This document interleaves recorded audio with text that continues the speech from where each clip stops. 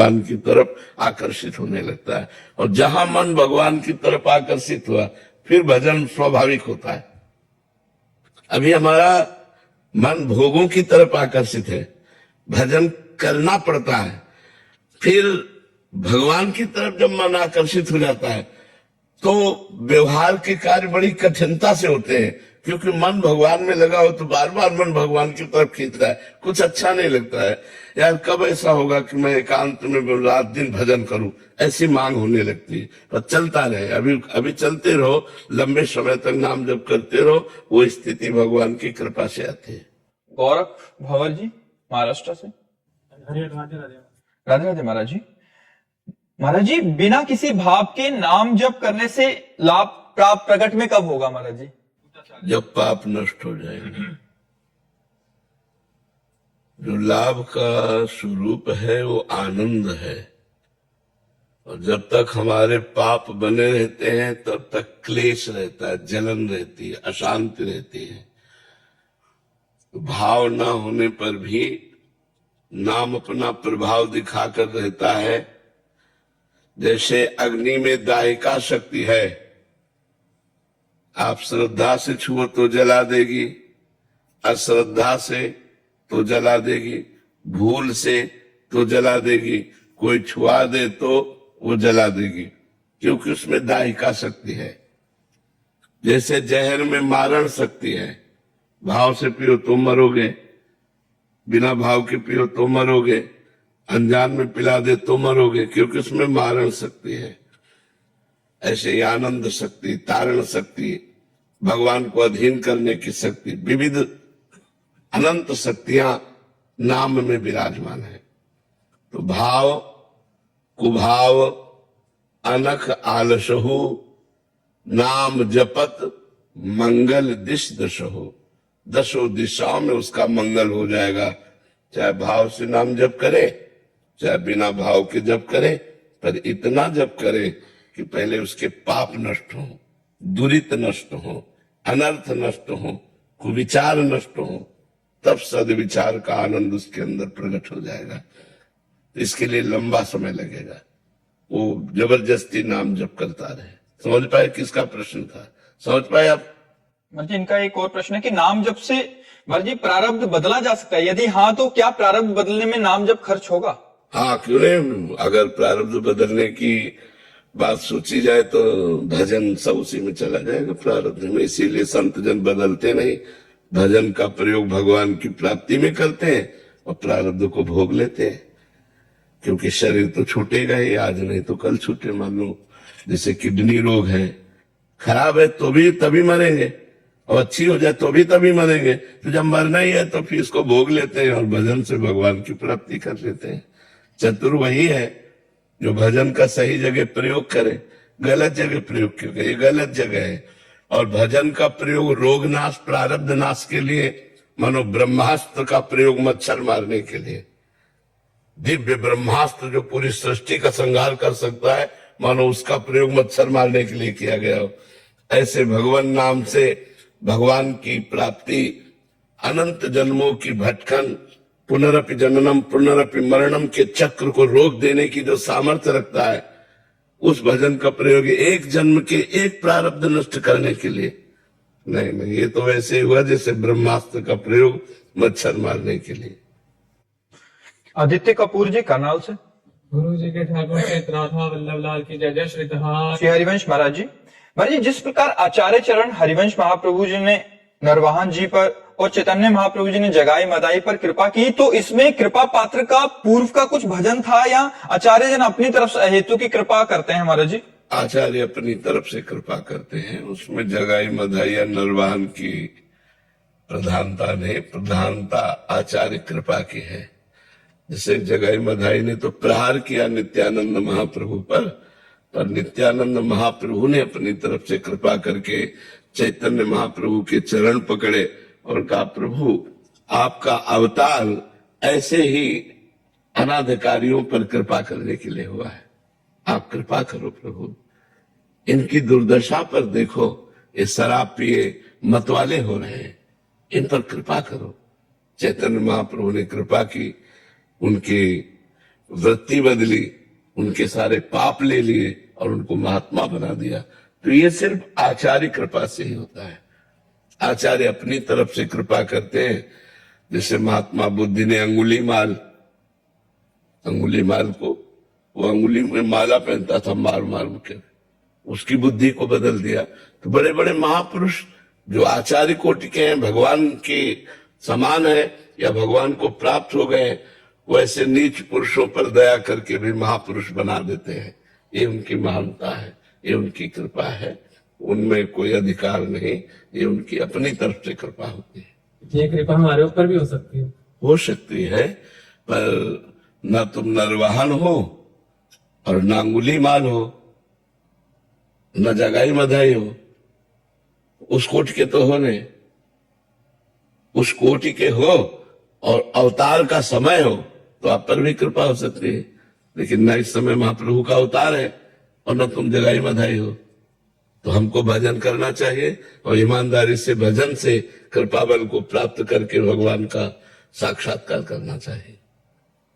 प्रसून त्रिवेदी जी। श्री हरिवंश सरकार। श्री हरिवंश महाराज जी जैसे कुछ ऐसे संत आए जिनकी करुणा से सभी निहाल हुए, जैसे परम पूजनीय भाई जी राधा बाबा जी महाराज, देवरा बाबा, नीम करोरी जी महाराज समेत कई महान संत इस अवधि में आप महाराज जी आप वृंदावन में विराजमान है इस अवधि में। तो क्या ये महान संत जन कल्याण के लिए हर कुछ वर्षों में आते रहते हैं, कुछ निश्चित काल रहता है, या इसमें क्या विधान रहता है? इसका कोई विधान नहीं है, ये भगवान के ऊपर है।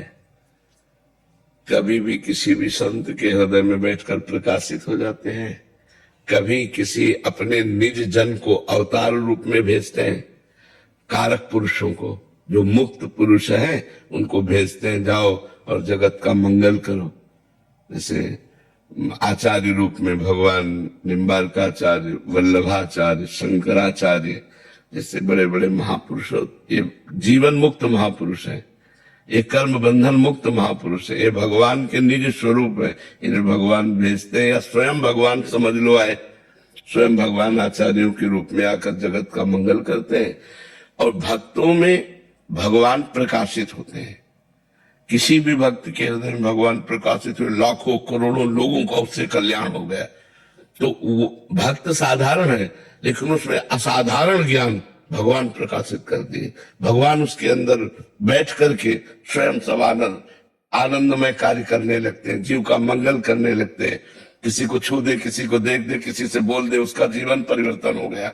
ये भगवान का प्रताप होता है। नाम जब से संपूर्ण कल्याण हो जाएगा। हम नाम जब से संपूर्ण कल्याण जी। मुरारी झा जी मिथिला से। राधा श्री हरिवंश महाराज जी सांसारिक हर एक विनाशशील वस्तु को भगवान की कृपा के सामने कैसे तुच्छ माने? मतलब उसी का महत्व बुद्धि ज्यादा लगती है भगवान से। कहने का भाव है कि कोई भी सांसारिक पद प्रतिष्ठा मान सम्मान, गांव के बच्चे जो गुड़ बनाया जाता है ना, तो ऊपर पतोई निकलती है, उसे देहाती भाषा में पतोई कहते हैं। जो गन्ने के रस का मल होता है, वो जब निकाल दिया जाता है तो उसको चाटते हैं, आनंदित होते हैं। लेकिन उन्हीं को जब रबड़ी मिले तो उस गुड़ के पतोई की तरफ देखेंगे भी नहीं, क्योंकि रबड़ी का आनंद मिल गया ना। तो ऐसे जब भगवदानंद मिलेगा तब ये सब तुच्छ हो जाएंगे। अभी तो केवल सुना के हम त्यागते हैं, फिर जब हमें आनंद मिलता है तो सब तुच्छ लगते हैं। रुपया, पैसा, मान, प्रतिष्ठा, भोग सब। जैसे कोई बमन नहीं खाना चाहेगा, बमन मतलब समझते हो, उल्टी, बमन का तात्पर्य होता है उल्टी। ऐसे ही जब भगवदानंद मिलता है तो ब्रह्मादिक के भोग सब, ये सब विष और उल्टी के समान लगते हैं। रमा विलास राम अनुरागी, तजत बमन जिम जन बड़भागी। कोई भगवान का बड़भागी जन लक्ष्मी के वैभव विलास को ऐसे त्याग देता है जैसे बमन। ब्रह्मादिक के भोग सब विषम लागत ताई, नारायण ब्रज चंद की लगन लगी है जाए। जिसे ब्रज चंद श्री कृष्ण चंद्र जी की प्राप्ति की लगन लग जाती है, उसको ब्रह्मा तक के भोग सब विष के समान दिखाई देने लगते हैं। ये तब जब लगन लगे, जब आनंद का अनुभव। अभी तो पहले पाप नष्ट होने दो, खूब नाम जप करो, पाप नष्ट हो, दुख नष्ट हो, चिंता भय शोक नष्ट हो, तब आनंद का उत्पन्न, जे भी आनंद उत्पन्न हुआ ये सब अपने आप छूट जाएंगे। चिंता करने की जरूरत नहीं, हमें चिंतन करने की जरूरत है। महाराज जी, जैसे आप कहते हैं कि पाप और पुण्य दोनों भगवान प्राप्ति के लिए, तो हमसे क्या पुण्य होगा, लेकिन अगर थोड़ा सा भी अगर कुछ पुण्य होता है तो क्या उसको भगवान की भक्ति में खर्च कर सकते हैं जिसकी ना पुण्य बचे? पुण्य का जो प्रभाव है वो जब आपको कोई नमस्कार करेगा, आपके पैर छुएगा, आपकी बड़ाई करेगा, उसको चले जाएंगे। और नवीन पाप का जो प्रभाव है, जब हम आपकी कोई निंदा करेगा, अपमान करेगा, अवहेलना करेगा तो वो नष्ट हो जाएंगे। और पूर्व पाप नाम जब से नष्ट हो गए तो सर्व पाप नष्ट, सर्व पुण्य नष्ट और भगवान को प्राप्त हो जाता है। अब जैसे हम लोगों का भजन है, हम लोगों की साधना है, तो सब जगत मंगल के लिए है, हमारे लिए कुछ नहीं है। लोग प्रणाम कर रहे हैं, वस्त्र दे रहे हैं, भोजन दे रहे हैं संतों को, वो सब जगत मंगल के लिए जा रहा है।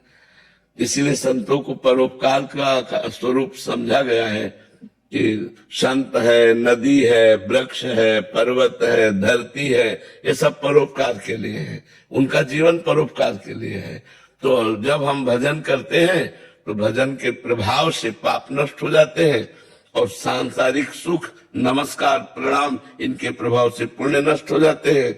इतना जैसे भगवत आनंद एकदम मिला तो सारे सुकृत भस्म हो गए, आनंद के प्रभाव से सुकृत भस्म हो गए और इतना विरह पैदा हुआ, अब जिया नहीं जा रहा, उससे सारे पाप नष्ट हो गए। पाप और पुण्य नष्ट होते हैं, भगवत दर्शन का अधिकारी जी हो जाता है। यहाँ आने पे भी हमारे पुण्य नष्ट हो सकते हैं? नहीं, यहाँ आने से पुण्य बढ़ते हैं। हाँ, यहाँ आने से पुण्य बढ़ते हैं और यहाँ आने से पुण्य नष्ट नहीं होते, पुण्य बढ़ते हैं, क्योंकि धाम आए हो ना, यहाँ पाप नष्ट होते हैं। संत दरस जिम पातक तरह, संतों के दर्शन से पाप नष्ट होते हैं, पुण्य बढ़ते हैं, पुण्य नष्ट नहीं होते हैं। और पुण्यवान ही भगवान की तरफ चल पाता है। पापी पुरुष तो पापवंत कर सहज स्वभाव, भजन मूर ते भाव न काऊ। पापी पुरुष को तो यहाँ आना ही नहीं हो सकता, कोई न कोई पुण्य उसका साथ देता है। पुण्य पुंज बिन मिले ही न संता, जब तक पुण्य एकत्रित नहीं होते तब तक संतों का दर्शन नहीं होता है। ललिता गुप्ता जी। राधावल्लभ श्री हरिवंश महाराज जी। महाराज जी, भक्ति और अहंकार में अंतर कैसे पहचाने कि हम में भक्ति है या उसका हम अहंकार तो नहीं कर रहे? भक्ति का अहंकार हो तो कोई परेशानी नहीं। भक्ति का तात्पर्य होता है भगवान से अपने संबंध को स्वीकृत करना जो है, तो ऐसा अभिमान तो हमें बने रहना चाहिए। ऐसा अभिमान जाय जन भोरे, मैं सेवक रघुपति पति मोरे। मेरे भगवान स्वामी है, मैं उनका दास हूं, ये अभिमान तो बना रहना चाहिए। अभिमान निंदनीय है जो प्रकृति के साथ है, जैसे हम विद्वान, हम धनवान, हम रूपवान, हम कुलवान आदि आदि आदि। या ये अभिमान, मैं बड़ा भजनानंदी, ये महाराज जी, शायद भक्ति का जो दिखावा हो जाता है कि मैं तो भगत हूँ और मैं इतनी माला कर रहा हूँ, ये अहंकार। नहीं नहीं, ऐसा नहीं होना चाहिए।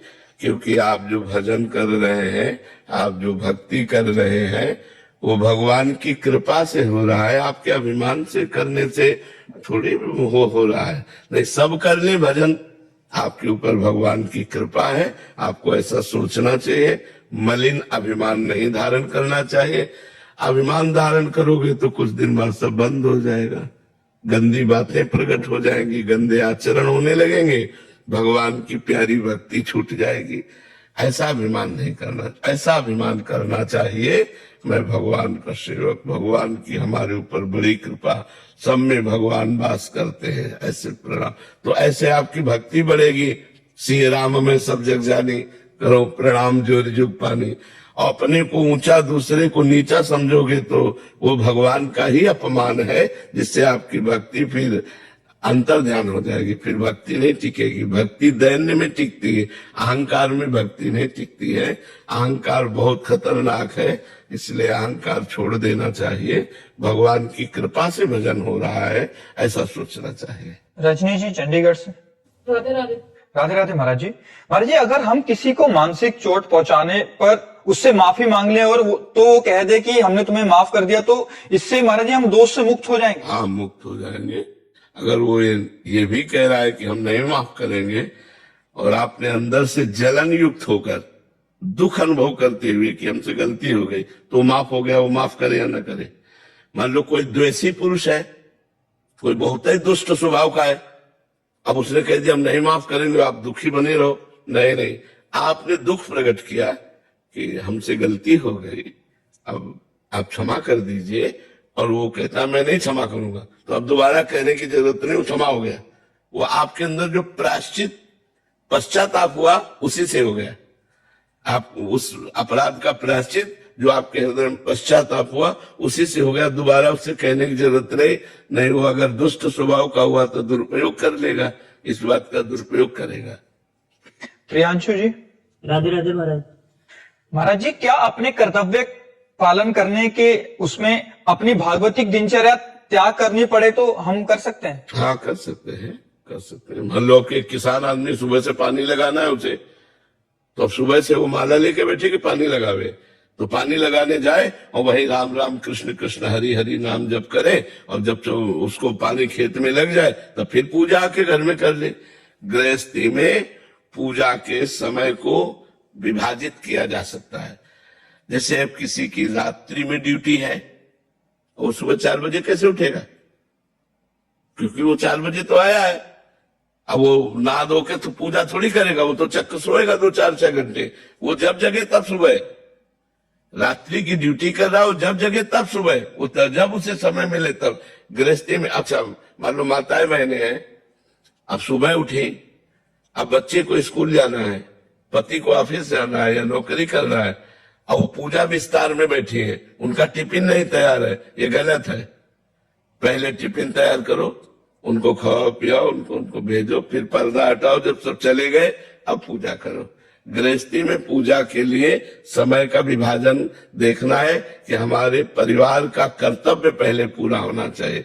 अब बच्चा स्कूल में भूखा रहे और इधर ठाकुर जी को भोग लगा रहे हो, पति ऑफिस में भूखा रहे इधर ठाकुर जी को भोग लगा रही है, नहीं, उनके लिए टिफिन पहले तैयार करो और फिर ठाकुर जी को भोग लगाओ, फिर ठाकुर जी को अपने दिनचर्या और सेवा पूजा करो गृहस्थी में। क्योंकि पति में ठाकुर जी, पुत्र में ठाकुर जी, ऐसी भावना हमें करनी। हमारे पुत्र में भी तो भगवान ही पाते हैं। सबके उदर का जो भगवान अन्न पचाते हैं तो स्वयं भगवान पचाते हैं। आम वैश्वानरो भूत्वा प्राणी नाम देहमाश्रिता, मैं समस्त देहधारियों के उदर में वैश्वानर अग्नि रूप से विराजमान हूं। तो भगवान ही तो अन्न पचाते हैं, तो भगवान ही पाते हैं, तो सब में भगवत भाव करके पहले ऐसे व्यवस्था। तो अपने कर्तव्य कर्म का पालन करते समय उसे भी भक्ति समझे और भगवान का नाम जप करते हुए अपने कार्य को करे, और फिर जब समय मिल जाए तब पूजा करे। तो गृहस्थी में ऐसे चलना चाहिए। धीरज जी। राधे राधे। राधे राधे महाराज जी। महाराज जी, आप कह रहे हैं कि आप एक स्कूल के शिक्षक और प्राध्यापक हैं, उसके तौर पे अपने कार्यस्थल पर आत्मसम्मान और इज्जत की कामना करना उसी तरह निंदनीय है जिस प्रकार काम और क्रोध और वासना आदि है? नहीं, अपने पद का गौरव रखना, जैसे आप गुरु पद पे हैं तो उसकी ये उचित है, ये अनुचित नहीं है। ये काम क्रोध आदि दोषों जैसा नहीं है, पर इसका अभिमान रख करके हम व्यवहार में नहीं बरत सकते। इसका गौरव की रक्षा करनी है, पर इसका हम अभिमान रख करके कि हम सब जगह व्यवहार अभिमान युक्त ना करें, अपने छात्रों के सामने इसकी गौरव की रक्षा करें, मर्यादा इसकी बनाए रखें कि आप गुरु हैं, आप शिक्षक हैं, आपके द्वारा हजारों विद्यार्थियों का जीवन उन्नतिशील होता है, ये बनाए रखना, ये दोष नहीं है। गौरांग दीक्षित जी। राधे राधे महाराज जी। महाराज जी, जो धर्म की बात नहीं जानता, शास्त्रों का अध्ययन भी नहीं किया, उसे किस प्रकार का जीवन जीना चाहिए? अरे वो खुद, अब उसको किस प्रकार का, अगर आदेशानुसार जीवन जिए तब तो फिर क्या कहना, वो तो मनोनुकूल जीवन जीता है, उससे मतलब क्या है, वो दुर्गति को प्राप्त होगा। जो ना धर्म की बातें जानता है, न शास्त्र की बातें जानता है, न संतों की बातें जानता है, तो वो तो राक्षसी जीवन जिएगा, आसुरी जीवन जिएगा। तो जो धर्म नहीं जानते, शास्त्र नहीं जानते, वो सुबह से शाम तक बेईमानी, धन कमाना, व्यसन करना, व्यभिचार करना, यही उनके दिमाग में रहते। कोई महाराज जी जैसे तू धंधे ऐसे चल रहा है और पाप से डंका मारा है महाराज जी, तब भी उन्नति को प्राप्त होता है। तो उन्नति से तुम कहते हो क्या? किसी को 4 आदमी 2 हाथ पकड़ के 2 पैर पकड़ के 8वें खंड में ले जा रहे हो और सोच रहा है क्या यार मजे है कि न सीढ़ी से जाना पड़ रहा है, न लिफ्ट से जाना पड़ रहा है, और वो ऊंचाई पे चढ़ रहा है तो वहां से वो पटकने के लिए लिया जा रहा है। समझ रहे हो? ये पापी लोग ऊंचाई पर जाकर पटके बल्ब 0 वाट का 100 वाट का प्रकाश दिखाने लगे तो जानो फ्यूज होने वाला है। तो ये फ्यूज होने वाले लोग हैं जो पापाचरण करके पुण्य के बल से उन्नति को प्राप्त हो रहे हैं। ये ऐसे बल्ब की तरह, हाइलोजन की तरह जलेंगे और फ्यूज हो जाएंगे। और धर्मात्मा आदमी दीपक की तरह जलता और जलता रहता है। महाराज जी ऐसे पूजा पाठ चालू किया है तो महाराज जी कष्ट आने लगते हैं, दुखाने लगते हैं, बीमारी ज्यादा बढ़ने लग जाती है। ऐसे पूजा पाठ से बीमारी बढ़ती है। हमारा प्रारब्ध होता है। अगर हम सही बात नहीं जाएगी तो गलत मैसेज जाएगा ना कि पूजा पाठ से बीमारी बढ़ती नहीं, बीमारी कटती है, बीमारी नष्ट होती है। अगर हम पूजा पाठ न करते होते तो सैया में पड़े होते, और पूजा पाठ कर रहे हैं तो एकदम स्वस्थ है, एक अपनी दिनचर्या चल रही है, अपना आनंद से है। हमारे पाप कर्म का फल आया और पूजा पाठ ने उसे बहुत सुव्यवस्थित भोगवा रहे हैं। हाँ, बहुत सुव्यवस्थित। तुम जो कहना चाहते हो कि पूजा पाठ जो है डाउन करता नहीं, पूजा पाठ डाउन नहीं करता, पूजा पाठ उत्साह और बल प्रदान करता है। ये हमारे प्रारब्ध कर्मों के अनुसार है कि हम पूजा शुरू की और दुख आ गया, वो नंबर आ गया। वो पूजा का फल नहीं है, वो आना ही था, उसको आना ही था और संयोग से उसी दिन से पूजा हो गई। तो इसलिए कुछ लोगों की मान्यताएं ऐसी बन जाती है कि क्योंकि वो संयोग बन गया ना, उनको ऐसा नहीं, भजन दुख नहीं प्रदान करता, भजन सुख प्रदान और परम सुख प्रदान करता। महाराज जी एक शिष्य आए थे, वो आपके वो कह रहे थे कि जब भी मैं वृंदावन आता मेरा कभी हाथ टूटता है, कभी पैर टूटता है। ऐसा नहीं है। कभी कभी ऐसा होता है कि बहुत बड़े दुख को जब आपका बड़ा पुण्य बनता है तो छोटे में निपटा दिया जाता है। तो जैसे आप वृंदावन आए, आपका हाथ टूट गया तो मानो आपकी सैकड़ों हड्डियां टूटनी थी शरीर के एक्सीडेंट में, अब वो एक हाथ टूट करके आपका सब सही हो गया। एक बचपन से महात्मा भजन करते थे, बचपन से महात्मा थे, तो जब 50 साल के लगभग थे तो गंगा किनारे बैठकर अपने शालिग्राम भगवान को स्नान कराने जा रहे थे कि 90 लोग तलवार भाला लेकर के घेर लिया, ऐसे ही मनोरंजन में। तो अब वो 90 लोग मारने के लिए, तो महात्मा ने कहा 2 मिनट का टाइम दे दो, 90 लोग हम कहीं भाग के तो जाएंगे नहीं, मार तो डालोगे, 2 मिनट टाइम दे दो, हम अपने ठाकुर जी से बात कर लें। तो हृदय से ठाकुर जी से कहा, प्रभु बचपन से हमें याद नहीं कि हमने किसी चींटी को मारा हो, बाबा जी हैं, और 90 लोग भाला और तलवार से मुझे मारना चाहते हैं, क्या ये न्याय है? तो भगवान ने कहा कि तुमने 90 जीवों की हत्या की थी, तुम्हें 90 बार जन्म लेना पड़ता और 90 बार मरना पड़ता, तो ये 90 एक साथ में मारेंगे, तुम हमारे ध्यान में बैठ जाओ, तुम्हें कष्ट नहीं होगा, एक साथ मारेंगे तुम मुक्त हो जाओगे। तो अब भगवान के विधान को जानना बड़ा कठिन है। 90 बार जन्म लेना, 90 बार मरना, उसे एक ही जन्म में एक ही बार में काट रहे। अब अवश्य में भोक्तव्यम कृतम कर्म शुभाशुभम, जो हमने शुभ अशुभ कर्म किए तो भोगना ही पड़ेगा। इसलिए हमें भगवान या पूजा पर दोष ना देकर अपने कर्मों को भोगते हुए पूजा और भजन बढ़ाते रहना चाहिए। कल्पना जी वृंदावन से, राधे राधे महाराज जी। महाराज जी आपके चरणों में कोटि कोटि प्रणाम। महाराज जी एक भाव में अधिक समय तक नहीं टिक पाते, कभी सोचती हूँ कि नाम जप करूं, कभी लगता है मंत्र जप करूं, कभी लगता है जल्दी जल्दी करूं, कभी लगता है धीरे धीरे करूं, तो महाराज जी इसका सही तरीका? अच्छा है, अच्छा है, इसे अभ्यास कहते हैं। कभी नाम जप करूं, मन नहीं लग रहा, मंत्र जप करूं, मन नहीं लग रहा, वाणी पाठ करो, मन नहीं लग रहा, सत्संग सुनो, मन नहीं लग रहा सो जाओ, पर कोई गलत आचरण मत करो। इसे भगवत अभ्यास कहते हैं। हम थोड़ी देर पूजा करके, थोड़ी देर नाम जप करके, थोड़ी देर पाठ करके, थोड़ी देर सत्संग सुनकर अपने मन को भगवान में लगाते हैं, और जब मन भगवान में लग जाता है तब फिर ये बात नहीं होती। तो अगर पद चिंतन चल रहा है तो कई घंटे पद चिंतन चल रहा है, नाम चल रहा है तो कई घंटे लगातार नाम चल रहा है, भगवान की रूप माधुरी सामने आए, ध्यान चल रहा है, कई घंटे ध्यान चल रहा है, उसी ध्यान में मगन है, प्रेम मगन है। ये जब तक अभ्यास हमारा सिद्ध नहीं हो जाता तब तक एक रस स्थिति नहीं रहती, साधक की एक रस स्थिति नहीं रहती, सिद्ध महापुरुष की एक रस स्थिति रहती है। जो रहे सदा ज्ञान एक रस, तो ईश्वर जीवे भेद कहो कस।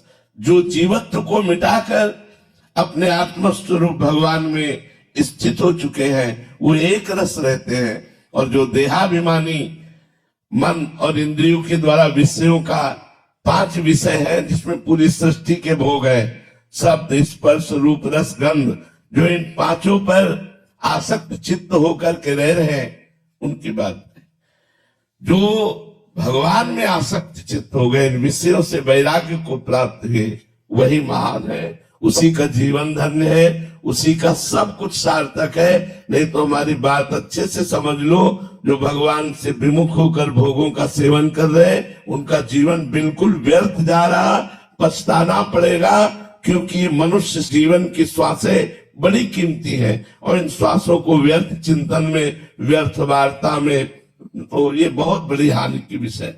तो हमारा मन कम से कम भगवान में ही जाए, नाम में जाए, मंत्र में जाए, रूप में जाए, लीला में जाए, धाम में जाए, भोगों में ना जाए। हमको ये अभ्यास करना है कि हमारा मन, मान लो हम तो ऐसा प्राय साधकों से कहते हैं कि जब मन मंत्र में ना लगे तो छोड़ो, नाम जप शुरू कर दो, राधा वल्लभ सी हरिवंश, राधा वल्लभ सी, इसमें भी नहीं लग रहा छोड़ो, राधा राधा राधा राधा राधा, इसमें भी नहीं लग रहा तो कीर्तन करो, कीर्तन में नहीं लग रहा तो वाणी जी का पाठ करो, वाणी जी का पाठ में भी मन नहीं लगा तो सत्संग सुनो, सत्संग में भी तो अगर आसपास कोई मित्र वैष्णव है तो उनके पास बैठ जाओ, नहीं तो सो जाओ, पर गलत कार्य मत करो।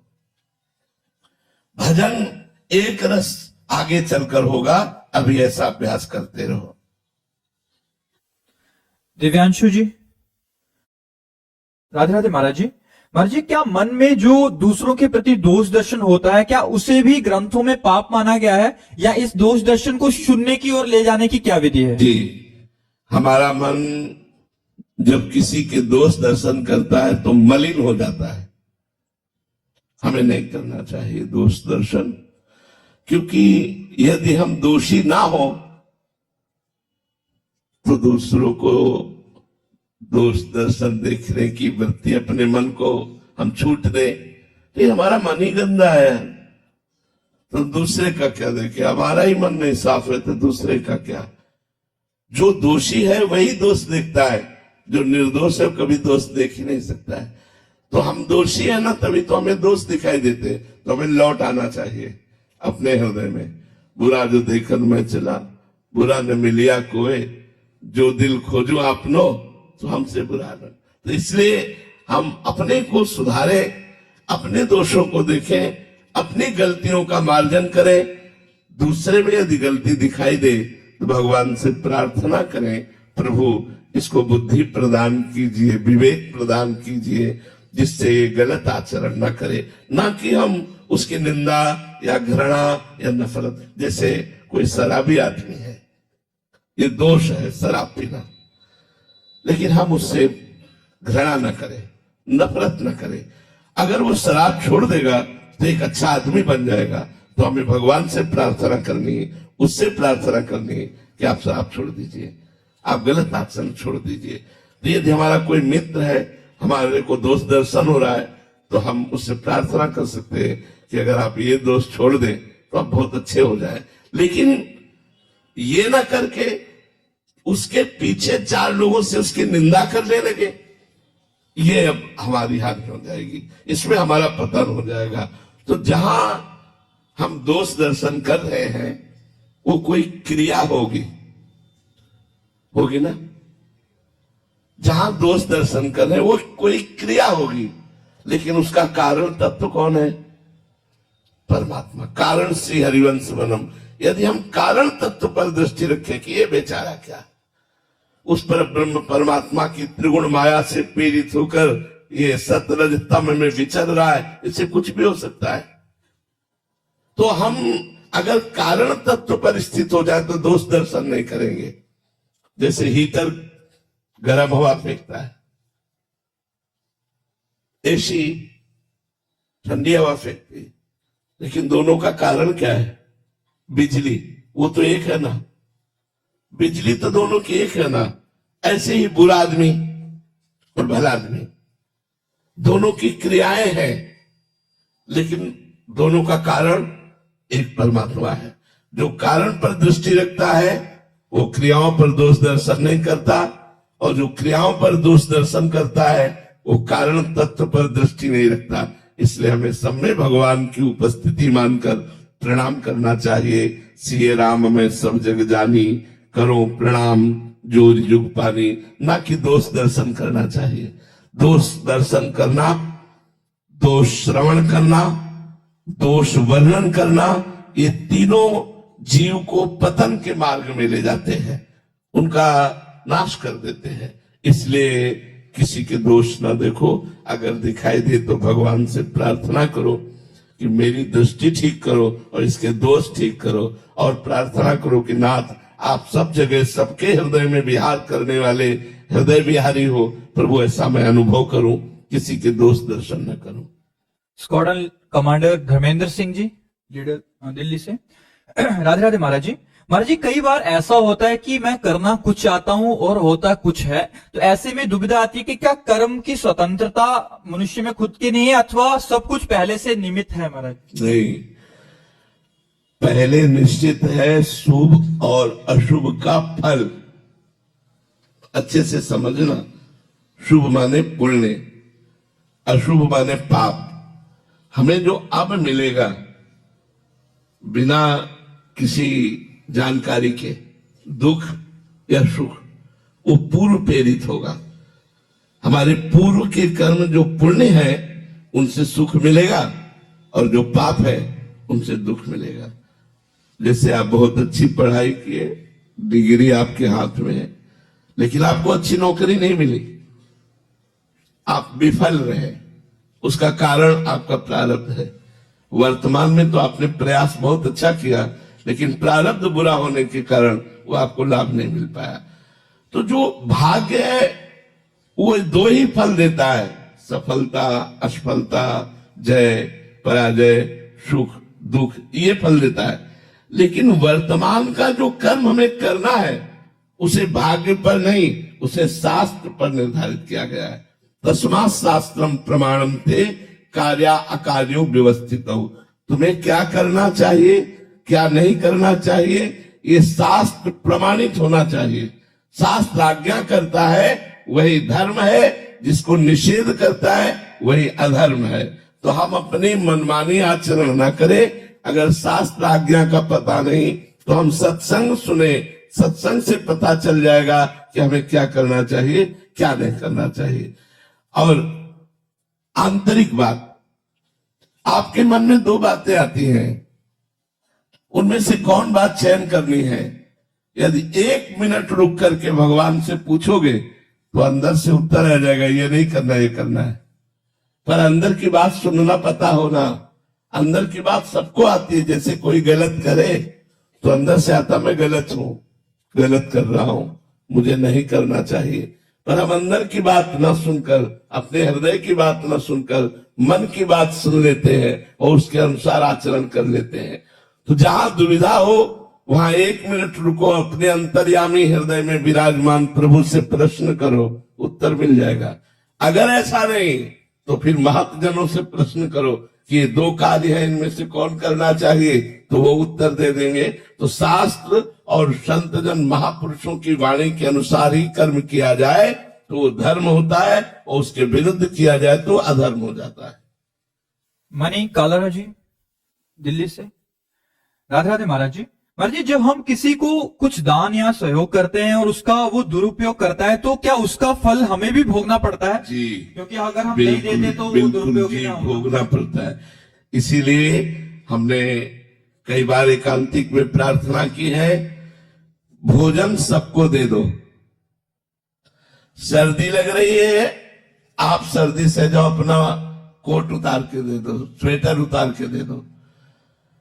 बीमार पड़ा हुआ है, तड़प रहा है, दवा की जरूरत है, आज आप भोजन छोड़ दो, उसे औषधि करा दो। लेकिन पैसा बहुत संभाल के दो। किसी को पैसा देना है तो पहले देखो कि हमारे पैसे का सदुपयोग होगा कि नहीं। हम पैसा दे रहे हैं सत्कार्य के लिए और ये गलत कार्य करे तो फिर उसका भागीदार हम होंगे।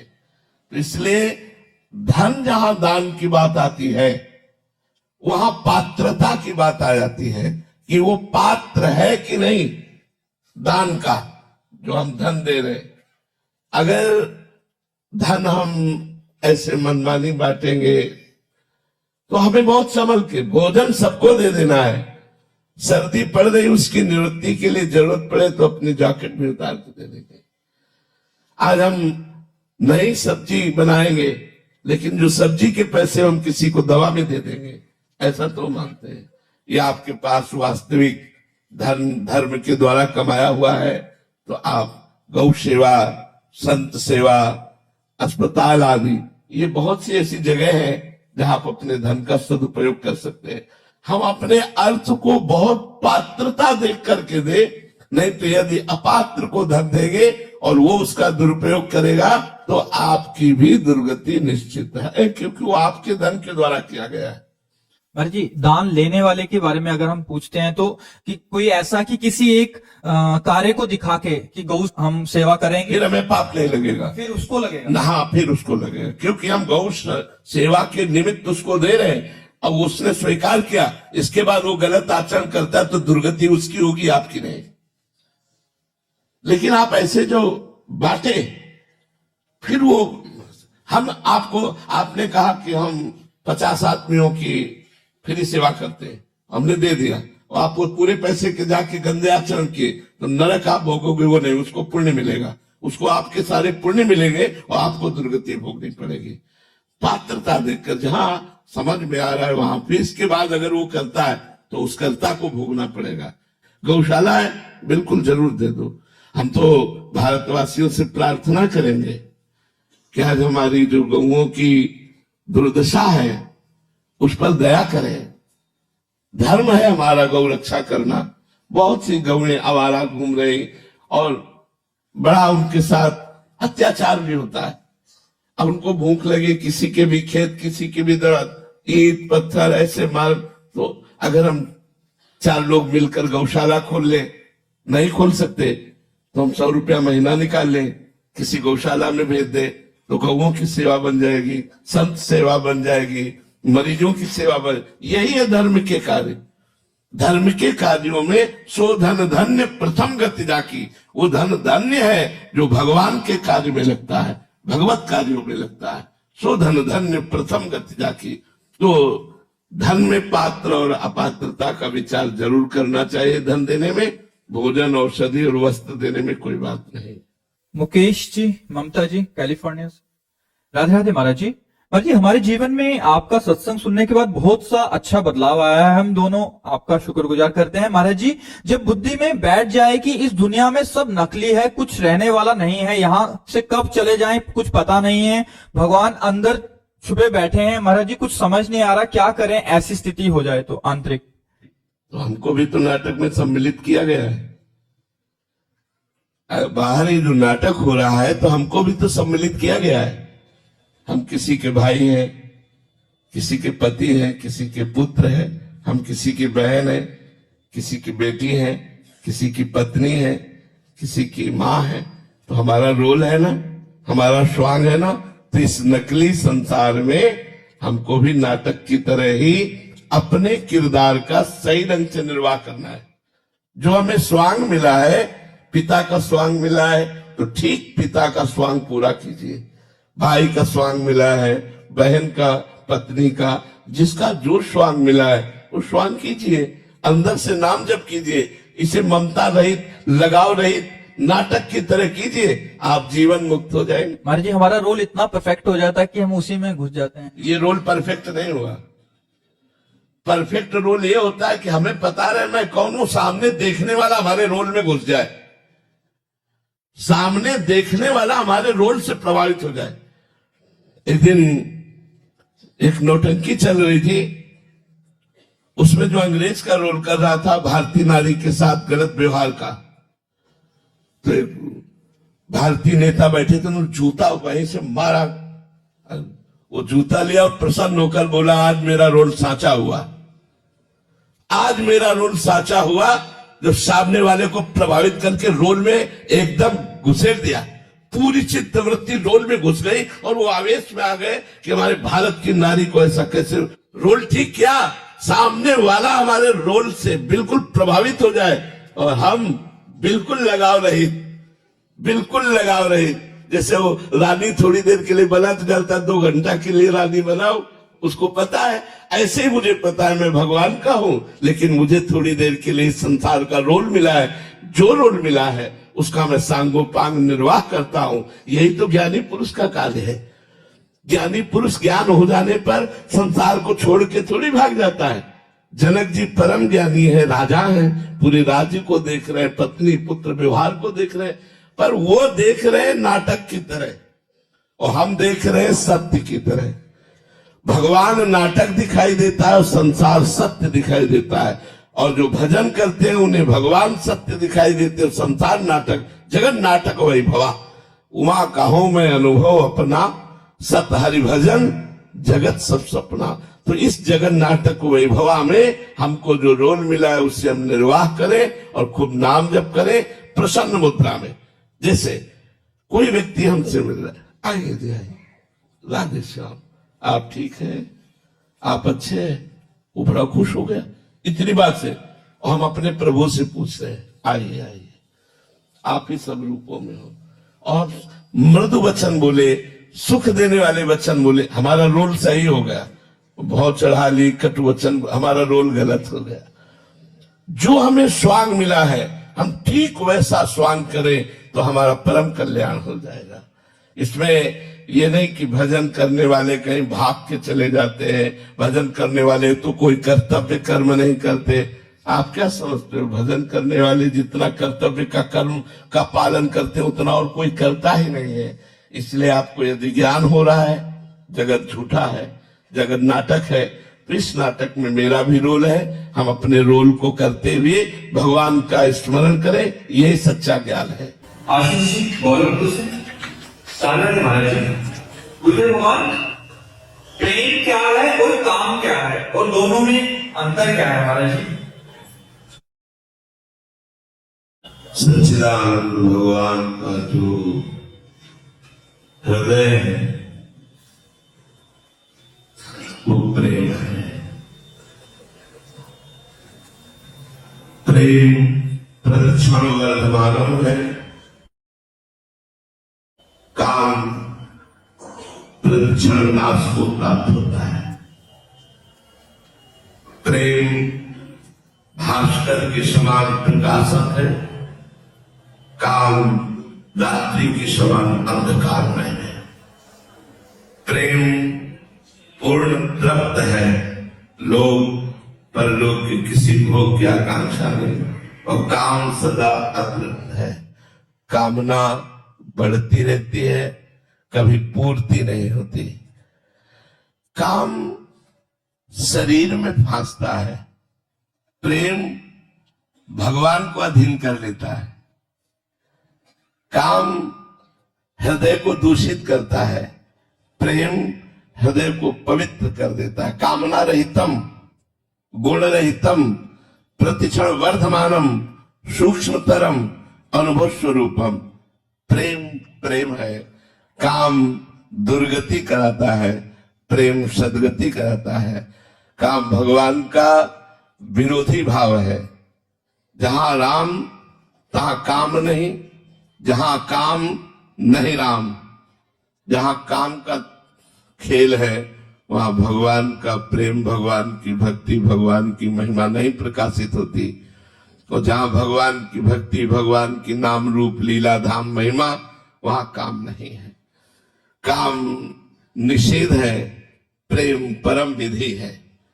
काम पर विजय प्राप्त करके ही प्रेम को प्राप्त किया जाता है, और जिसे प्रेम प्राप्त हो जाता है भगवान उसके अधीन हो जाते हैं। इससे बढ़कर और क्या बात है? बात समझ में आ रही? काम इंद्रियों से भोगा जाता है, प्रेम स्वयं से होता है। काम इंद्री, एक इंद्री जन्म का सुख है, प्रेम स्वयं का सुख, ये आत्म सुख है। प्रेम आत्मा हमारी, प्रेम आत्म सुख है जी। राधा वल्लभ लाल की जय। संध्या यादव जी कानपुर से। राधा वल्लभ श्री हरिवंश। श्री हरिवंश महाराज जी। महाराज जी, आप कह रहे हैं कि आपको ब्रज 84 कोस पद यात्रा का सौभाग्य प्राप्त हो रहा है। महाराज जी, आप जानना चाहते हैं कि इस यात्रा का उद्देश्य क्या है और इसमें हमें किन नियमों का पालन करना चाहिए? इस यात्रा का उद्देश्य रखना चाहिए प्रिया प्रीतम की प्राप्ति। प्रिया प्रीतम प्रसन्न हो, श्री कृष्ण प्रसन्न हो, श्यामा जी प्रसन्न हो और अपने चरणों का प्रेम प्रदान करे। वैसे इसकी महिमा है कि ब्रज 84 कोश की जो यात्रा पूर्ण कर लेता है नंगे पैर, और अपराध ना बने, अपराध है निंदा न करे किसी की।